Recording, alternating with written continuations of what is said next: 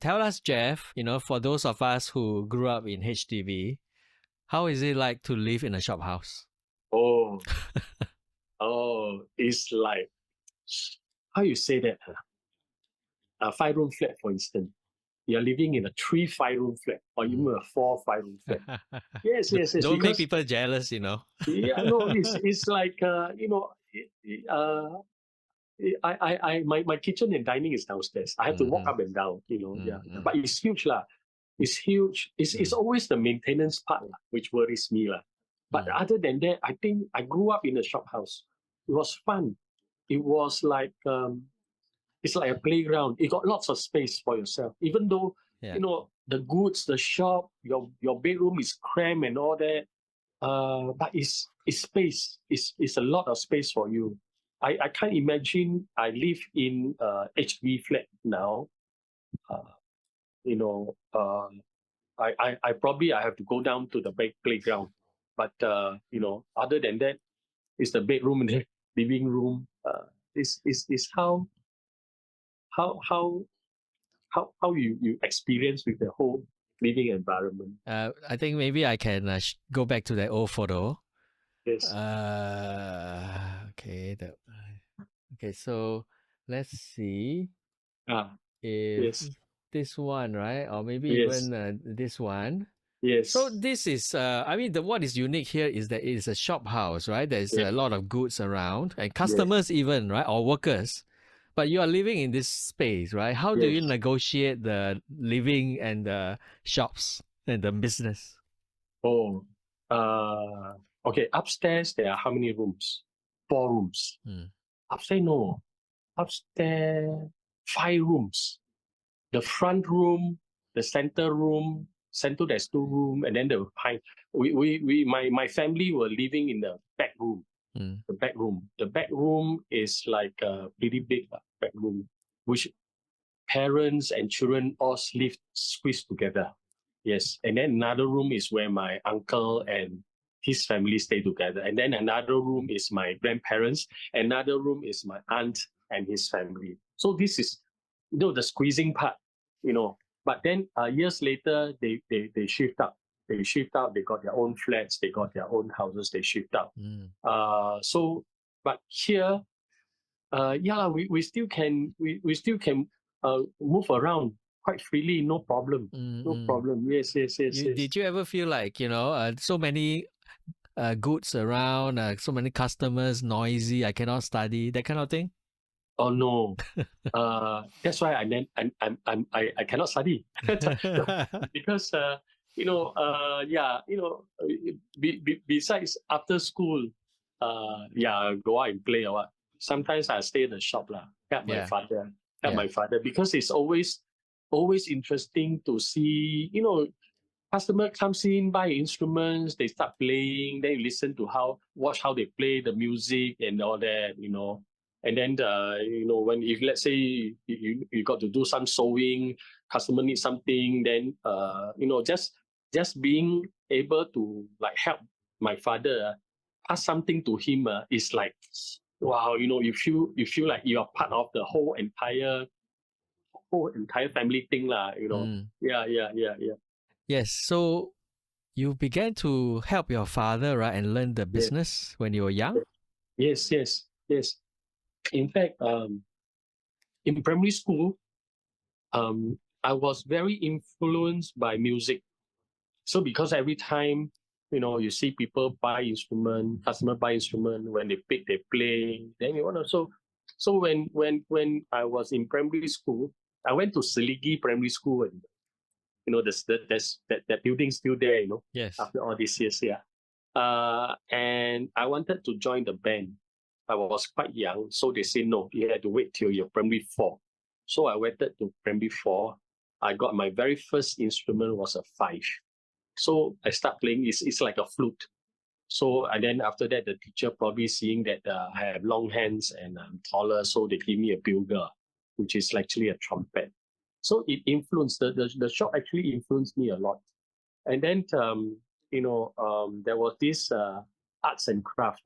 I loved art and craft lessons, and my arts and craft teacher was fantastic. besides, we do sewing also. Funny thing is that, the whole class, whether you are a girl or boy, you have to do cross stitch and do sewing and, and all kinds of stuff. And then there was exhibition, which we have to create something. This is where I pick up, interest from the shop, and then I transferred it onto my school arts and craft. Yeah. Then yes. I was so happy. Many times my items was being exhibited. Yes. Yeah. Right. Let's move on. Look at the other photos. So this one is around same time. Yes. Yeah, my dad is there. The one in shorts. Yes.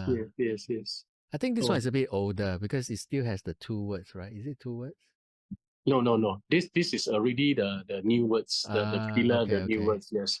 Yeah. If you look at my dad in white, this is his attire. His whole life is wearing white shorts, white shirts, no shoes but a takia, a wooden clock.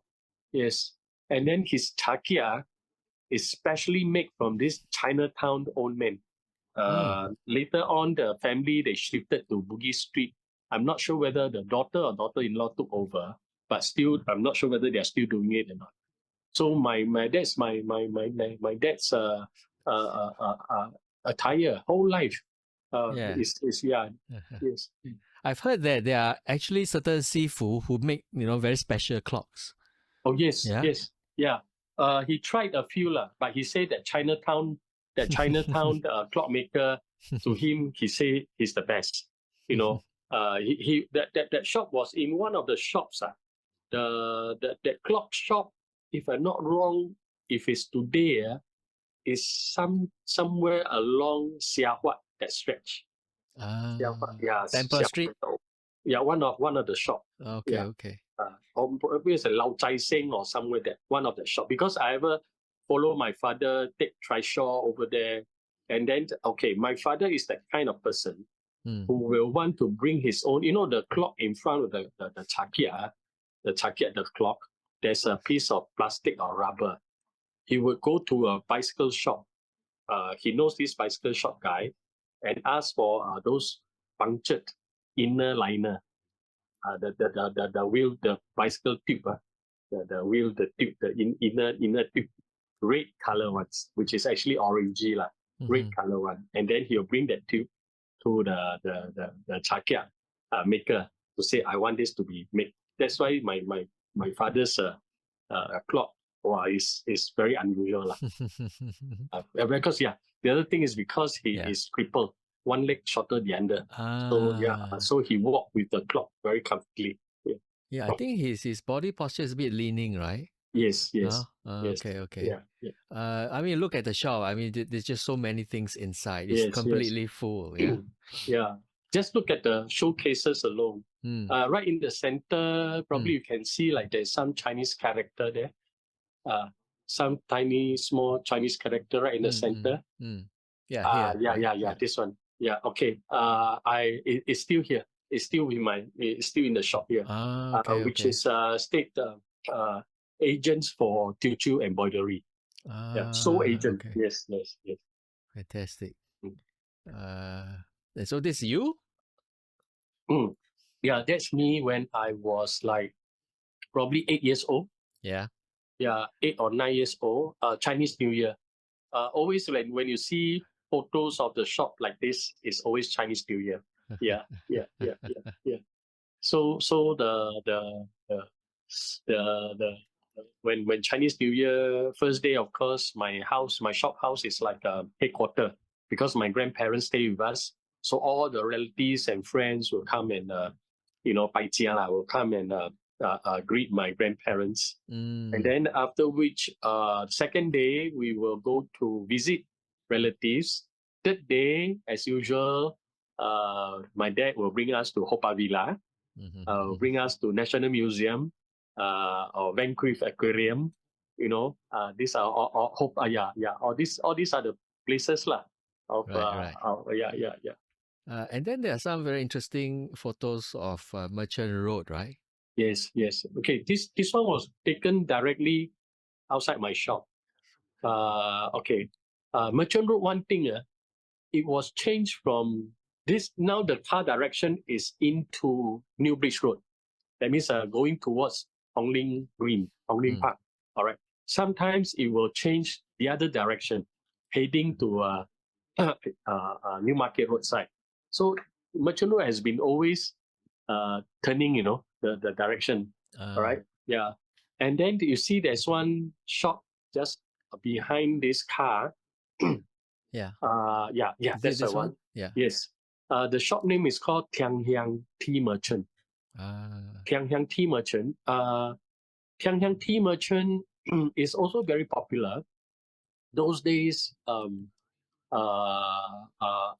Teochew tea lah, is one of the very popular one. But the sad thing is that when they give up their business, the entire shop showcases counter is even some very large, excuse me, some very large tea canisters. When I say large, it's like a square filter container, which is easily about 18 inches by 18 inches cube. Huge. Yeah. So it was all donated to the National Museum. Yes, it was all donated to the National Museum, and on the headline they have this President Naden having sipping tea with the donor, with the Tiang Hiang boss. Yeah. I see. Interesting. Yeah. Yeah, and then this picture is where the front van. Just now I mentioned there is this Nam Hua Chiang, the fish head steamboat. That is Nam Hua Chiang. The coffee shop. This is the coffee shop. This is Nam Hua Chiang. And then besides Nam Hua Chiang, the corner one is the liquor shop, liquor and cigarette shop. Okay. And then behind you see a lot of this tent, all the makeup shelters and stores. That is into New Market Road, wet market. Wet market. Okay. Those days, the whole entire road is covered with canvas. It's like the olden days Chinatown, with all the street seller, the fishmonger, the pork seller, vegetable along the whole stretch of streets. Okay. That's my shop. Yes. And then you can see the pitch roof. The pitch roof is that's where the Chinese theatre house was. That's the unit. Yes, it take up about three shop front. Quite a big unit. This photo seems quite old already, and you can see the condition isn't very good, right? Yes, this is like. Did that ever bother you, the conditions of the shop house? Oh, not really. Those days, not really, no. But let's say as we sleep, then you hear the ceiling, something like cracking and dropping on the ceiling. The whole family wake up and check where is it, So if it's bad, the next day my dad will do some repair. He'll do it himself, or if it's a major one, he'll get some person to come and repair it. Yeah. The repair job was not like, like today, everything you see crack only, wow, it's like a major repair. No, those days it's okay, crack here, I mend here. There drop, I just take a nail and another piece of wood, I just hammered it up. That's all. Patch up lah, huh? Yeah, patch up work, a lot of patch up work. Tell us about the toilet. Oh, toilet is bucket. Okay, that one is the most interesting one. We have still every morning, 6 plus, 7 a.m. I think 6 plus before, because the shop opens at about 7 a.m.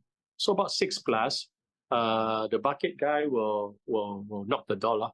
Then you open the door, and then he come in, 2 buckets, one upstairs, one downstairs. All right. The downstairs not so bad because there is a ceiling over it. The upstairs one, because is the ceiling, or rather the roof, the zinc roof, when it rains, the whole bucket fill with rainwater and all the shits and all that. Oh my gosh. Yes. We lived through that. No problem. Yeah. So, but later on, I think later on in the late 70s, the Environment Agency changed the whole stretch to the flushing system. So actually not bad lah. Those days when we are developing, actually if they know that these houses got to be torn, resettled, they could have not spent that kind of to do, but they do the whole stretch. All the shop house around the area get a flush toilet, a new toilet. Right. Yeah. I just have one question, right? Like for someone who never used the bucket system before, did you just get used to the smell? Yeah, we get used to the smell. I tell you, that's why when I enroll in the army NS, right, a piece of cow dung in front of us is no problem lah. No, yeah. But it was and then the next thing is that the toilet is always besides the kitchen. Yes. Oh my. Then the thing is that sometimes customer want to use the toilet. So, if embarrassingly, sometimes I would say, be careful, our toilet is bucket. Then they say, oh, it's all right, then it's all right lah, If it's not all right, then we say you go to a coffee shop or somewhere. This is another angle for that Si Lao, the 4-story building. Okay. Yeah. This photo was taken when the resettlement already started. The whole, you see, the whole road was clear. It's supposed to be all the built-up stores and all that. It was clear. Yeah. So am I right? The whole block, including your block, they were all demolished. Yes. Yes, they all demolished. And then on this 4-story, right? On the second story, this 4 楼, the 4-story building. Just now I was mentioning the custom office, the ex-custom office. There was an opium den upstairs. Very interesting. Yeah, it's open one, Is I think it's so-called like licensed to deal.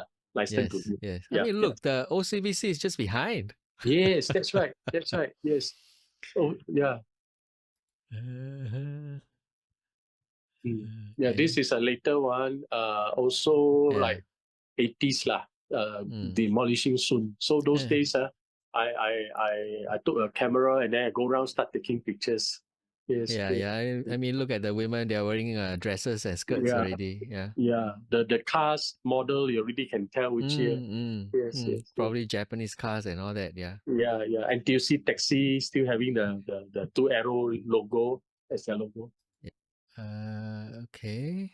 This is also around the time period when they are clearing out, right? Yes, that's right. Then behind that building with the boom, with the crane boom, that building today is what? It's just opposite Hong Lim Green.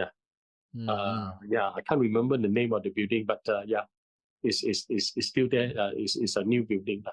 So I want to kind of touch on the, resettlement and moving out.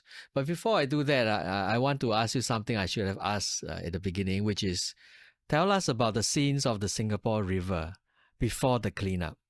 Oh, stinky, smelly. You can see dog corpse floating, pigs floating, dead fish, sure no need to say, baskets boxes everything all dumped into the river.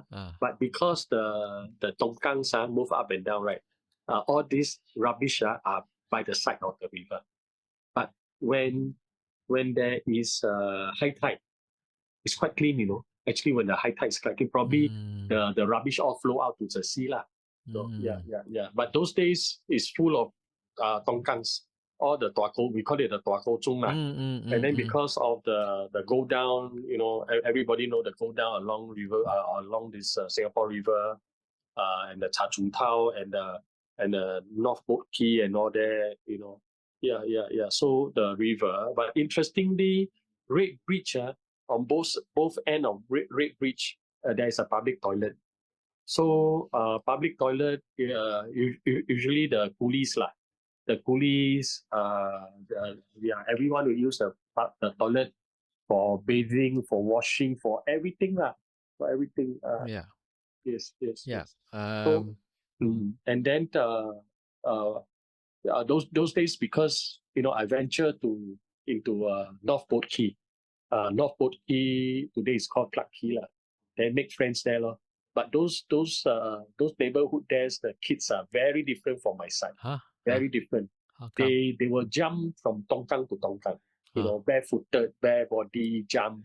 High tide, they will stand on one end of the Red Bridge, and the other of their buddies will stand over the other side.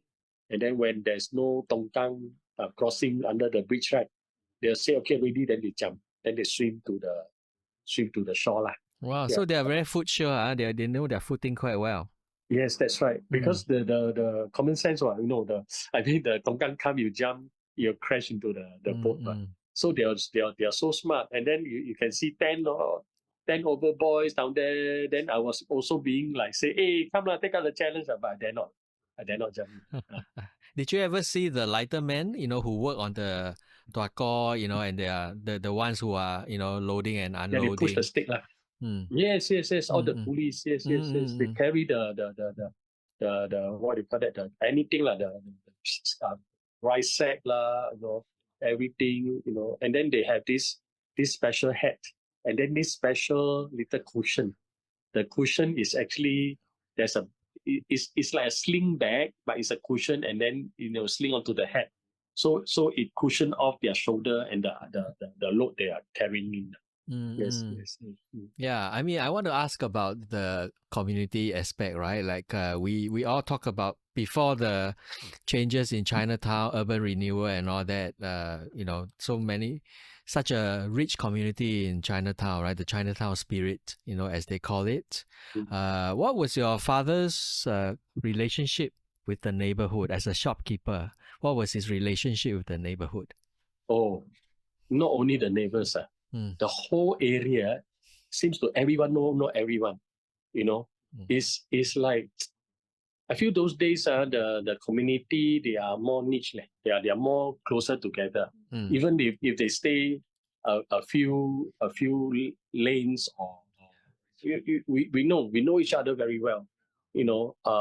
Especially like, okay, my neighbor a few units away caught fire. And then what happened? The Cheng Heng Street, just now I was saying the Singkolai, those people doing the vegetable in the middle of the night, they'll shout, fire, fire, they shout so loud. The next moment, they'll take their gunny sack, soak in water, they rush over to the house, and then they just kill the fire themselves before the fire engine arrived. Yes. But the one fire which I remember was the Ilembora Street Market fire. That was the Chinese New Year Eve. You remember that? Yes, I was very young, and then we were just, we clean up our space, we arrange everything neatly, going to do the prayer, for the first, because Eve, the next day is the first day of the first Lunar New Year. So, there was like 10 plus or 11 plus lah. Suddenly, you look at the sky, everybody shouting, Pasak Teochew, Pasak Teochew, or see the whole sky all red, So I ran to the scene, Wow, fire was great. The fire was great. Then you start to hear things start to drop, a lot of sound. But in the end, I came back. It was quite late. The next morning, we go and see, right? Because the market, Ilembora market structure is made of metal. The metal all bent, all was, I think, melt and bent. Yeah. Then that's it lah. That's where the market was gone. And then the next moment, the new HDB block was up. Did people say what caused the fire? Nobody say. Nobody say. Yes, I believe you. I tell you, those those days. I mean, it's quite open lah. It's those days. Any old place, be it at that house, Kampong House, in Lambola Street, when there's a new development, and this kind of things happens, people will say, somebody's raised it lah, because after which it was so fast that the land was clear. The next moment that the new market was built and the new apartment was built, Yeah. So, but anyway, how do you put it?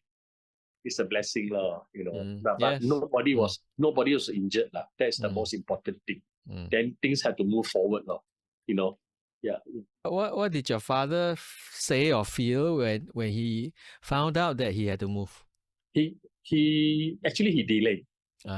He delayed for half a year, for almost 8 months or more, until the department, the resettlement department, take a slate hammer to try and bang his door. Serious? Yes. And then he said, okay, next week I'll move. Then he put back the door, he hammered the door back again. And then, and then he approached, he wrote in, he get someone to wrote in a very nice way, say, we will move. We give them a date. Yeah. So, we moved. So he didn't want to move? He know that he got to move. He know that this is the rule, the regular, you have to move. But he's just playing with the time, That's why when we moved, there's so many things in the shop, in the house. We got no time to like pack individually, clean up individually. He just take big boxes, everything just shuffle into the box, pack, go. And then later on, and then we slowly sort things out. Yes. Were you all one of the last to leave? Yes, we were the last to leave. we were actually the last to leave. Yes. Right. Okay. I just have one last main question to ask you, and that is being about what you call this vanishing trade, right? The cultural goods business is no longer thriving. What do you think is the heritage of these such businesses like yours, these heritage businesses, which are no longer, viable businesses, but, it's really part of our heritage of Chinatown, of the Singapore River? How should we preserve the heritage? I think it takes a lot of, I from my own observation, the support from government, not much. Even though I understand they are trying to support some of the cultural arts and all that thing. But you have to self-sustain. Like why I say that is that luckily I have my own shop house. Luckily my dad bought this house. He never think that this one day this business will become an old trade, traditional trade in a place like Singapore will vanish. He didn't think about it. He thought that this business can go on and on for the next few generations. That kind of things. Yeah. So like for me, I always mention about is the life, like for instance the family, the life I'm going through. Children are already grown up. I have my own space. I can do things, all the crafts with my hands. I still have items to sell. I still have my stories to share. And then my livelihood. You somehow rather if your lifestyle. But for some, which I know many of them, they have to cease their business, even though they want to carry on. They want to carry on. They have to cease their business. Why? Because they don't have their own shop. They don't have their own little space to do. I know an incense maker, which this year he called it a day. After he's a very famous joystick maker, he called it a day. He's in his 60s, late 60s. But then, for us, like sometimes people ask, hey, you can retire. I don't know what is retirement. I can't retire. I have to keep on doing something. So he, in his HDB home, somehow or rather, sometimes people know that, hey, you still make or not? He say, oh, not really. But okay, I'm not going to ask you to make joysticks anymore. But using incense, using joss material, I want you to create a kind of sculpture like what you did for your other joysticks. Can you do that? Oh, yes, I can. And that one keep him going on. But he says just like on impromptu, someone asked, I made with some income coming in, not bad lah, children are grown up and all that. How to sustain? Difficult. Why in the olden days, in the early days, such business like us, like mine, is I think it's all about the religion. If there's a temple, there is a religion. The temple will need joss paper. Oh, they will need joss sticks. Next thing, when there's a festival, some gods, some deities' birthday, they will need to have entertainment to please the gods, so-called. They will engage opera. And the opera people will need instruments, will need costumes, will need a lot of stage. The tentage people, even today, if you want to make the old school kind of tentage, right? Not many tentage companies can do that because they say they already throw away some of the material. So to sustain this is no more. It's more into arts now. Like for me, people come to me, they say, "Hey Jeff, you are good at folding this red banner thing. Hey, you are good in repairing a tapestry. Hey, you can repair these instruments. You still have the old spare parts for me." So I recreate that. They call me a sifu, an artist. But it was initially started off by my grandfather as a form of income. It's business. It's 100% business. My father also do it 100% business. But my time, I find it, I want to do business. But by business in selling my items, my traditional items, is getting less. But people coming to me to recreate so-called the arts is kind of like, is there now, But in terms of arts, not everybody will appreciate such arts. So it's still a handful. This is why culture or tradition or even heritage, one day it will just be in a record. Physically or times change. Modern people, we call it modern people is because they do it in a new fashion way, with new items. They don't need the past, like a drum set, like I sell Chinese percussion drum. You need a big drum, a medium drum, a small drum. You need almost like 20 percussion instruments. Yesterday, I have a Malaysian coming to me and he said, do you sell that small piece of plastic block, and then you hit, can change sound one? I say that is called, what do you call that? Percussion, the sampler block. You have to go to a Western music shop. You can find that. You see, things have changed. And he explained to me, he said the sound is same. I say, yeah, it's same. So it's like that. Yes. Right. Yeah, I mean, I agree with you completely. Yes. Businesses have to evolve or businesses have to die, right? Because they are businesses, right? Fundamentally. Yes. But I want to ask a question specific to, maybe we can think about this.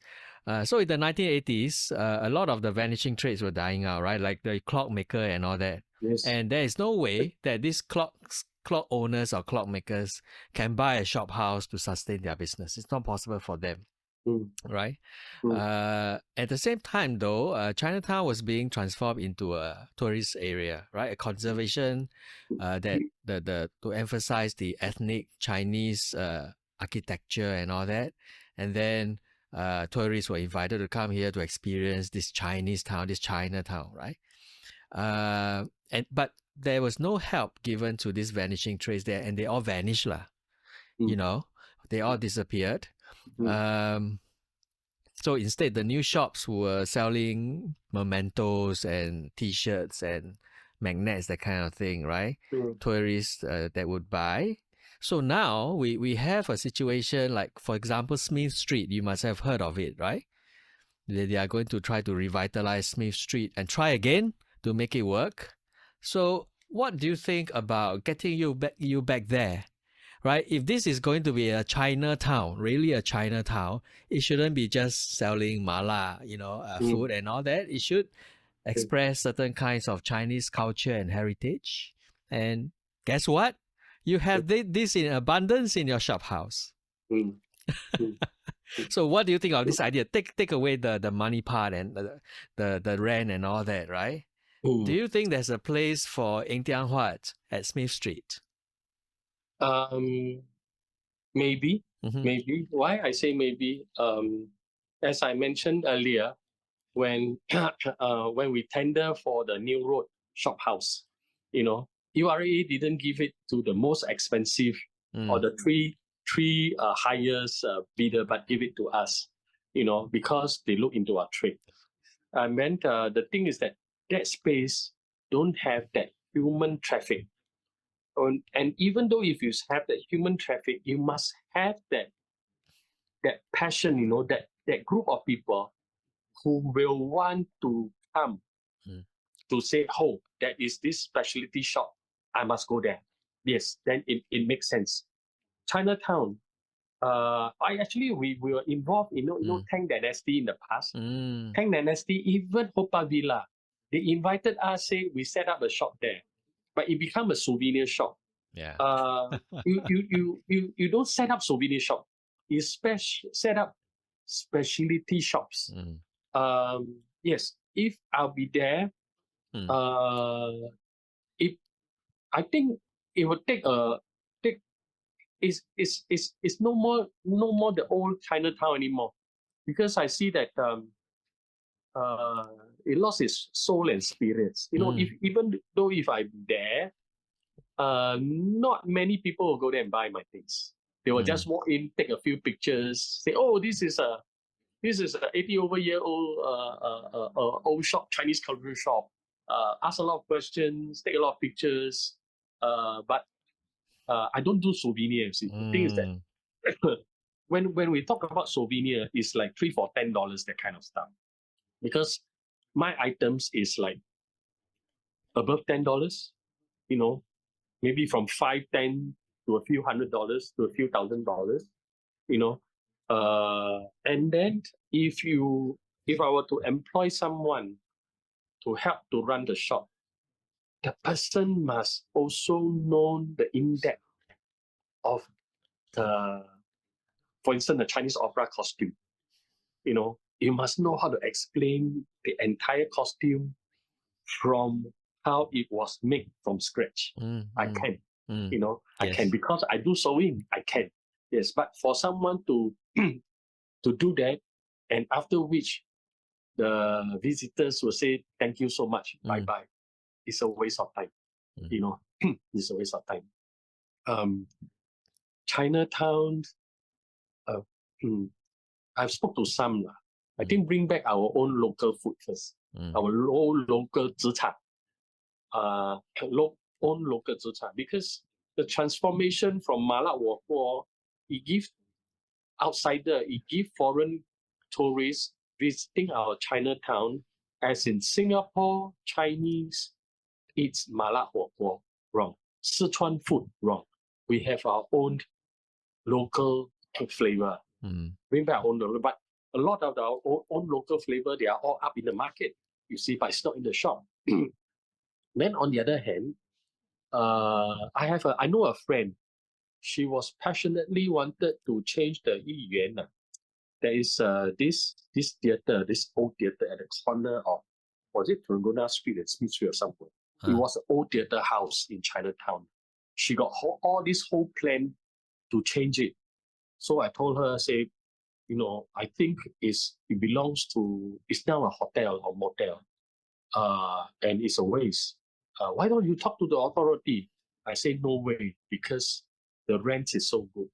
No one will want to recondition the place back into, But if we look at other countries, they saved a lot, they saved the space, they brought back the theater, they brought back the spirits, they brought back the soul. It's so different. It's so different. Yes. Chinatown Community Center, they try hard. They have their little museum. I can tell you, every day, zero visitor. Yeah, it completely dead place. Yeah. Dead place because they don't understand the in-depth of Chinese culture. And they just take it from, I call it copy and paste. But you're wasting the space, wasting your time, you see. Yes. Importantly, if I know there are a few theater houses there, which the government help them in subsidizing some financial support, but still not enough. And then for them to recruit more people, students or passionate people to join, also not many. Yeah. Not many, yeah. But then if you consider looking at the Nanjing musician by the Xiong Lim, they are doing pretty well because they have a younger group of very passionate people, and they have a group of older folks who are willing to listen and willing to finance them.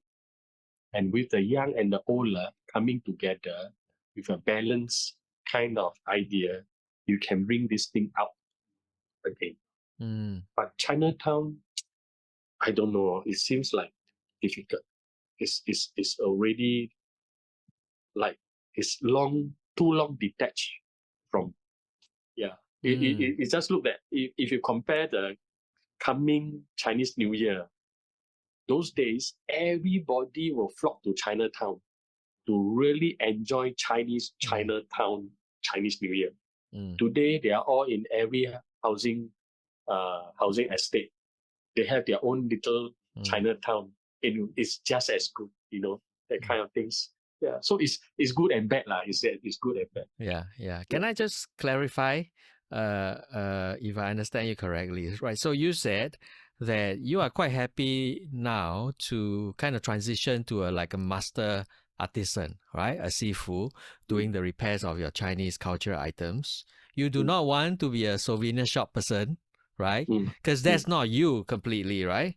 Would you then be willing to be like a content expert, right? A heritage expert, like to talk to people, like you said, to tell people what is this instrument, why is it part of our culture heritage? But it seems that just now you didn't want to do this. Is that right? Oh no, actually now I'm doing this. You are doing this, right? Indirectly, it started off with I'm okay. Open the shop. Obviously, I want business, hoping that every day someone walk in, buy an item, so there's income. But then as time goes on, I ask. Sometimes there are people coming in. Oh, interesting shop. Can you tell me about this? And then from there, I start talking. And then when I start talking, I find that I'm quite happy with that. Yes. But then there are more people coming in, introducing other people to come to me and say, hey, you go and ask Jeffrey, he knows something. Yeah, but I mean, I know something, but not everything. But it's somehow or other that something I share with them, they brought back and they say, hey, this is the thing missing out probably in my research or in my now I know, that kind of things, which make me I myself want to understand more about those products I have, and I share with them even more. So nowadays, there are people coming here visiting me. I'm pretty happy about it. Right. But you don't want to go and do this in Smith Street.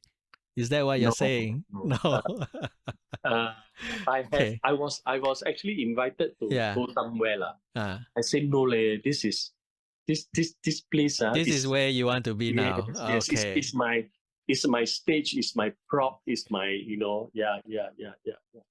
But that's it. Right, I understand. Okay, I mean, I really love your reply. And I think the Chinatown Business Association, which is going to do the work at Smith Street, should know of your view, right? That it really makes sense that you cannot ask the cultural groups to go there just to be kind of a show off certain things and let people take photograph, right? That's quite ridiculous, right? That is not the way to do things. But that is what will happen lah. If you get, Yes. The heritage companies or organizations or businesses to go there, they will just be a curiosity, right? Yes. Yeah. Yes. That's right. That's why sometimes I have tourist guide. They want to bring visitors to my place. Then I say, hold on. Are these people passionate about culture, our local history, anything? Or just want to come here, look see, take picture and go off? Then I say, please don't bring them here. But if they are passionate about this thing, come. I will most happy to spend my time with them. Next month, I don't know which day. This is my third time round. Australia tour company. They have been bringing tourists. A lot of them they are on the arts, on the passion, and they want to know places like mine. Those hidden. They call it the hidden culture, hidden tradition things, and they want to come, and then when I talk to them, they understand, they know, they even share with me. A couple of years back, there was some who was here, says that their father or what was during Japanese occupation. They were here, they were young, and then so you make the whole environment, it's like a cultural exchange thing, and I can relate with them how the shop house is, what my item is, and it's so interesting. Rather than these people come, you talk, they don't, they can't even understand what exactly. Yeah. Fantastic. So update us about the visits, and you are very active on Facebook. I will put a link to your page in the description. And that shows the kind of activities and interactions that you are still doing on your own today. As you said, it's self-sustained, right? Yes. You are doing this on your own part. Yes. Fantastic, Jeffrey.